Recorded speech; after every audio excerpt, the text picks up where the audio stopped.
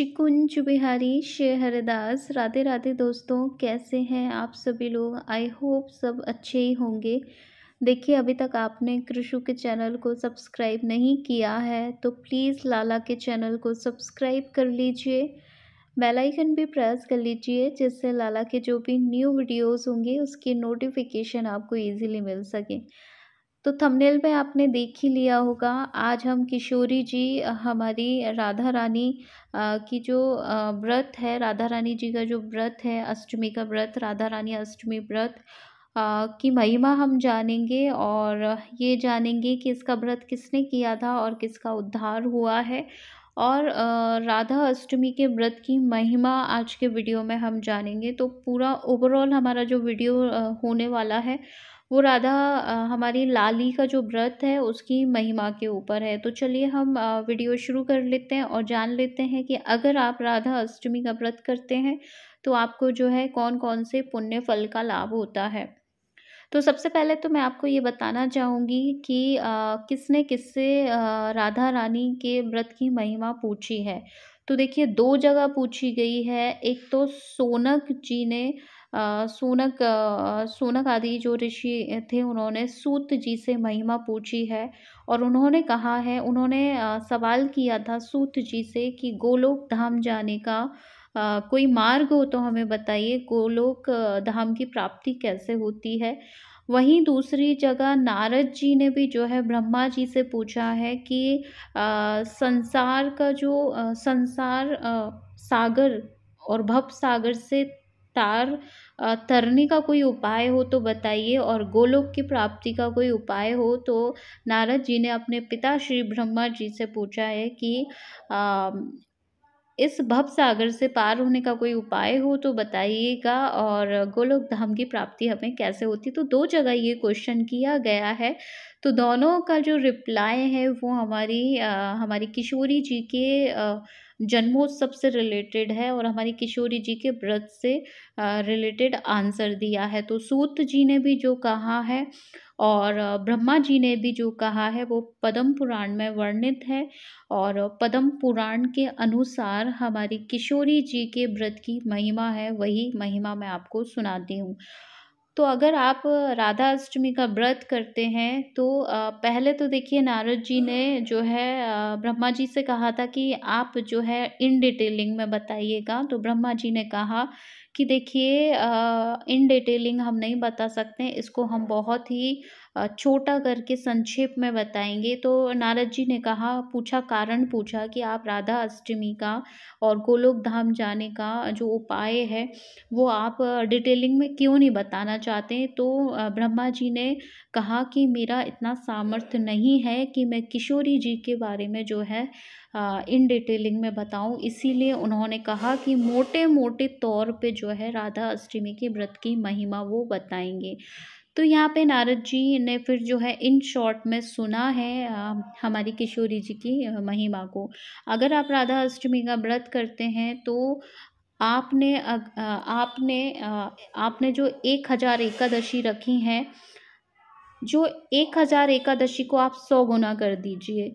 तो जब आप 1000 एकादशी को 100 गुना कर देंगे, उससे जो पुण्य फल आपको प्राप्त होगा वो मात्र एक राधा हमारी किशोरी जी के एक राधा अष्टमी व्रत से आपको उसका पुण्य फल प्राप्त होगा।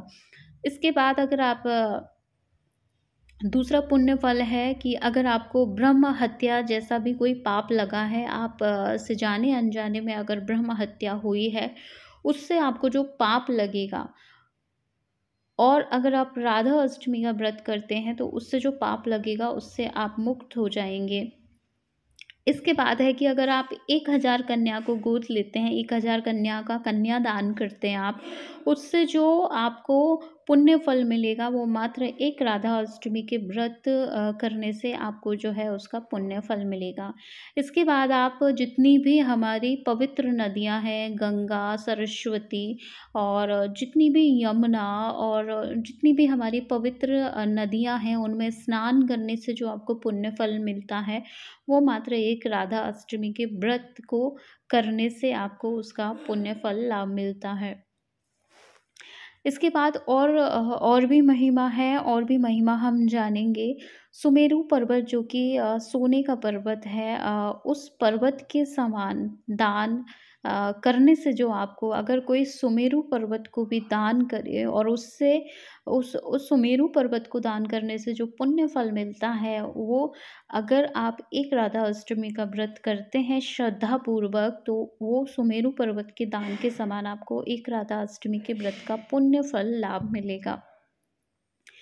इसके बाद जो है ये भी बताया गया है कि अगर कोई भक्त लापरवाही से भी हमारी किशोरी जी का व्रत कर लेता है, यानी गलती से भी आप उस दिन भूखा रह जाते हैं, आपसे लापरवाही से भी व्रत हो जाता है, कुछ गलतियों से भी आपसे व्रत हो जाता है, तो भी जो है हमारी किशोरी जी उसका पुण्य फल आपको ज़रूर देती ही हैं। इसके बाद हम एक छोटी-सी स्टोरी जानेंगे कि किसने राधा अष्टमी का व्रत किया था और उससे उनको क्या कुछ फल मिला था, और वो अ, कौन है और उनका नाम क्या है? तो देखिए, एक लीलावती नाम की मैया थीं, लीलावती नाम की एक स्त्री थी, वो बहुत ज़्यादा सुंदर थी। वो जिस टाइम थी उस टाइम जो है बहुत सुंदर उनका रूप रंग था, और वो अपने रूप रंग में इतना मग्न थी कि वो पाप कर्म करने से पीछे नहीं हटी। अपने सुंदरता के कारण उनसे बहुत सारे पाप बनते चले गए, एक के बाद एक के बाद एक के बाद उनसे कुछ ना कुछ पाप होते ही गए, और एक टाइम ऐसा आया कि वो पापों में लिप्त हो गईं। एक दिन उनकी अंतरात्मा ने कहा कि बहुत मनमानी कर ली है मैंने, बहुत मनमानी कर ली। अब कोई ऐसा मार्ग मिल जाए जिससे मेरा जो है आत्म उद्धार हो जाए। तो हम कभी-कभार हमारे भी मन में हमारी भी आत्मा हमसे कुछ कहती है, कभी-कभी हमें भी लगता है कि हमने बहुत पाप कर लिए हैं, अब कोई ऐसा कार्य करें जिससे हमारा उद्धार हो सके, हमारी आत्मा का उद्धार हो सके। तो लीलावती जी के मन में आया, वो अपने नगर से बाहर निकली, और नगर से बाहर निकल के वो क्या देखती हैं कि सामने एक मंदिर है और वहाँ पे कीर्तन हो रहा है, और मृदंग बज रहा है, लोग नाच रहे हैं, उत्सव मना रहे हैं। लीलावती थोड़ा आगे बढ़ती हैं, कभी व्रत पूजा इत्यादि उन्होंने नहीं किए थे, हमेशा पाप क्रम में उनका जीवन बीतता गया। थोड़ा आगे चल के वैष्णव जनों से पूछती हैं, और कहती हैं कि आप ये किस तरह का उत्सव मना रहे हैं? आज क्या कोई विशेष दिन है? कौन-सा उत्सव मनाया जा रहा है? तो वहाँ के जो वैष्णव थे उन्होंने कहा कि देखिए, आज हमारी प्रिया किशोरी जी का जो है जन्मदिन है, और हम उनका उत्सव मना रहे हैं, आज राधा अष्टमी है। फिर लीलावती जो है रोने लगी हैं, और रो के कहने लगी, क्या कोई ऐसा उपाय है जिससे मेरा उद्धार हो सकता है? मैंने अपने बीते हुए जीवन में जो है बहुत सारे पाप किए हैं, क्या कुछ मेरे लायक ऐसा है जो कि मैं करूँ और जिससे मैं इन पापों से मुक्त हो सकूँ? तो सारे वैष्णव जनों ने कहा कि आज से अच्छा दिन कौन-सा है? आप जो है राधा अष्टमी का व्रत करिएगा, और राधा अष्टमी की महिमा सुनाते हैं, स्तोत्र सुनाते हैं, और सारी जो है राधा अष्टमी के बारे में जो वैष्णव जन लीलावती से कह सकते थे, वो सारी बातें कह देते हैं। और मैया का जो है, लीलावती का जो है, वहीं मंदिर में ही व्रत करवाते हैं, और वो भी जो है उन्हीं वैष्णव जनों के साथ व्रत करती हैं। इसके बाद जो है लीलावती मंदिर से अपना व्रत इत्यादि पूरा करके लौट रही होती हैं, तो एक सर्प रहता है, कोबरा साँप जिसको हम बोलते हैं, तो वो उनको डस लेता है, और इसको पाश भी कहा है कि पाश में वो बंध जाती हैं, यानी सर्प उन्हें डस लेता है, और सर्प के डसने के कारण जो है उनकी मृत्यु हो जाती है, और लीलावती की मृत्यु होती है तो उनको यम के दूत लेने आते हैं। और जब यम के दूत लेने आते हैं, तो यम के दूत जैसे ही पहुँचते हैं, उससे पहले जो है हमारे कन्हैया के पार्षद पहुँच जाते हैं, हमारे कन्हैया के चतुर्भुज रूप में पार्षद सोने का रथ लेके पहुँचते हैं।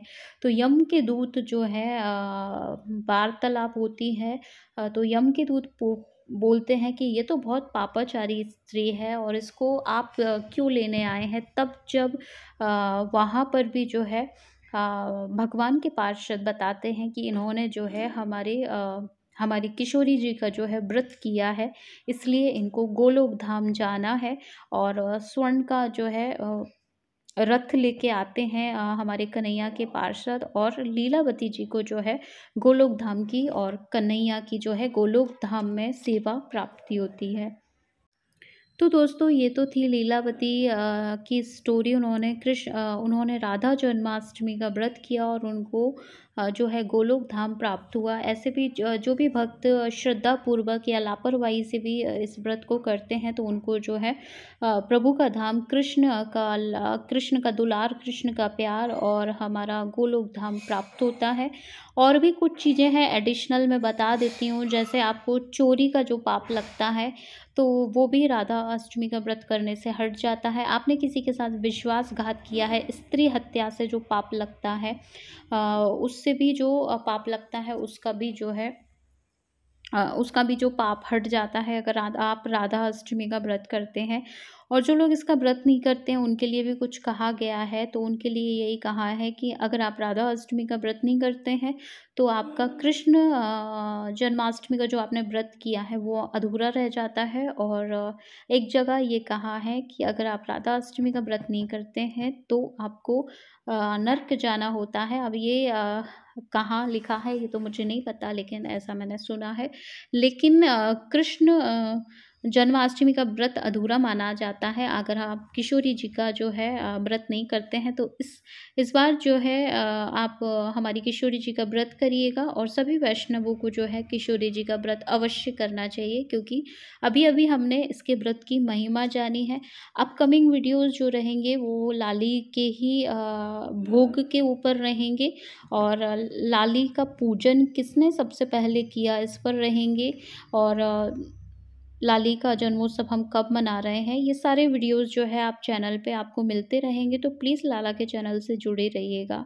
हम मिलेंगे लल्ला के नेक्स्ट वीडियो में। तब तक सब कुछ कुंज बिहारी, श्री हरिदास, राधे।